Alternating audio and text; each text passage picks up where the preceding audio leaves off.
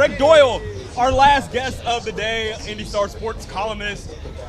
Greg, you've been around, here and there sparingly throughout the month. What headlines, what storylines have stood out to you? Oh, you mean other than the guy that's going to win, Alex Palou? I mean, I know it's so ridiculous. I tell you what, for me, what stands out is Connor Daly's popularity, and I realize it's something people know, but on qualifying day, Connor Daly got bumped out of the top 6 late, and he leaves. He walks off the track, and half the crowd went with him. They left with him. Greg, I walked with him on practice. I want to say it was Wednesday. I wanted to talk to him, so I got him right out of the car, and we walked back to his garage back here. And it was like I was with the president or something, like a true celebrity in these parts. Connor Daly is a big deal here. How would you explain that? Because he's a good driver, but he doesn't win. I don't think he's won yet anywhere. No. So how do you explain why he connects with these folks? Because he does. He is the lone true Hoosier. I think a lot of folks kind of connect Ed Carpenter being a Hoosier, but technically wasn't born in Indiana. Connor grew up in Indiana. He was born in Noblesville.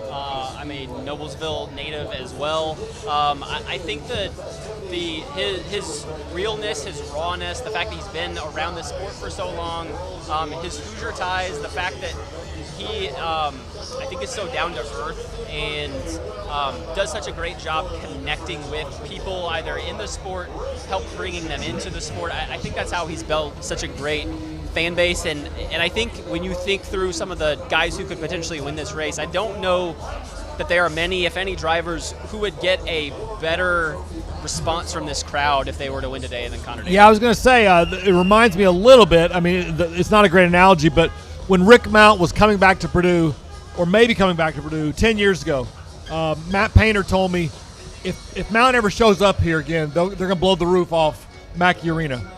And it kind of feels that way. If Connor Daly ever wins here, there is no roof here, but if there was one, they'd blow it off. Let me give you some options. Pato Award, who we know is a fan favorite in this sport, Connor Daly, and Elio. Ed Carpenter and Elio. So those are the 4 guys I was thinking about, who I feel like would get incredible responses if they were to win. Which one do you think would be the biggest if we saw one of those situations today? Of those, Elio. Yeah. Elio. Yeah. Elio's just Elio. It's you've got to see it to believe it, and I've seen it, and I believe it. I mean, when I think about the chance of Elio winning, I mean, it's one of those few moments of seeing something from a statistical or record standpoint that we have not seen in this sport. We have not, in the 110 runnings of this Indy 500, ever seen someone win 5 times in their career. We don't see that oftentimes in just about any sport nowadays. Can you put into context how special that would be if we got to see some true history here today? Well, if we saw that would also mean he won it at the age he's at. Mm-hmm. So, and I don't know, would he be the oldest ever? Yeah. Oldest, right, and there's a reason for that. There's a reason folks his age don't win. But yeah, in a sport this old that has its tradition, that is beloved so much, the traditions of the sport, for someone to do something that's never been done before, if Elio were to do that, that would blow the roof off. They'd put the roof back on after Connor finishes second, and they blow it right back off when Elio starts climbing up that fence. Yeah. Well, the 3 of us are about to make our picks, but let's finish our going through the grid if we can in a moment. Let's look at the front 4 rows, the guys that made the top 12 last week, and we have, of course, multiple contenders who we expect to be in this group. Obviously, you start that front row. It's Alex Palou, it's Alex Rossi, and it's David Malukas looking to win his first race. As we see it here, of course, we talked about Connor Daly. Scott Dixon, we were getting into him a little bit before we had Mike Shake come up here, but I think he's also kind of in that group, maybe to a lesser extent of if he somehow found a way to pull it off for the second time, this place would go nuts. Yeah. I mean, Felix has had the fastest car, I thought, this month. Obviously, he didn't qualify first, but yeah, I mean, Dixon, if Dixon's in a race, he might win. I mean, until he turns whatever age he turns, if he's in a race, he might win the darn thing. But it seems like Rosenqvist, Felix, I think he's got the fastest car. I don't know if he's the best driver, but I believe he's got the car to win here today. Yeah, when I look at this group up here, think there may be only a couple drivers that are outside this group who I think could have a chance. But I think just about every single driver in this group, I think, has a good chance. Let's maybe get into picks now, Greg. Who ultimately are you picking to win this year's Indy 500? You can't. To pick anybody but Palou. Palou has become. I wrote a couple of days ago. He's become Tiger Woods, in that, not in the popularity, although he's got a lot of it, but in that you kind of pick Palou or you pick the rest of the field. It's pretty much a coin flip. He has won 11 of the last 23, I believe, or 11 of the last 24, something like that, and should have won the Grand Prix here, but weird things happen. So I'm picking. Am I picking Palou or the field? I'm picking Palou. Yeah, I'll stay away from that.